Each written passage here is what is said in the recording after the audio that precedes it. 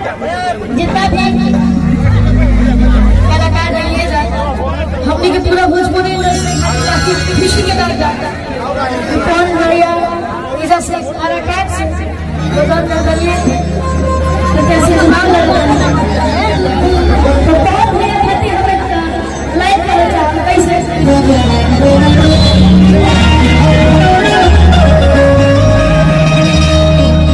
पवन सिंह के फिल्म जैसे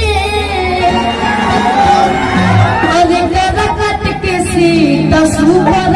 हिट हो लेकिन हम चाहते नहीं एक स्केल बढ़ा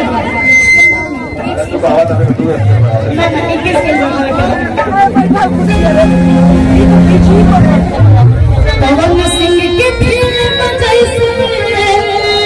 अरे करकट के सीता सुपर हिट हो विरोध करे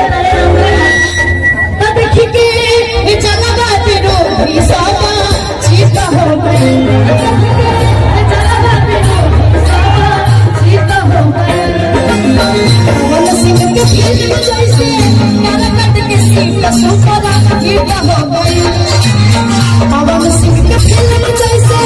करकट के सीता सुपर हिट हो गए चला बात रो सावा चीता हो गए चला बात रो सावा चीता हो गए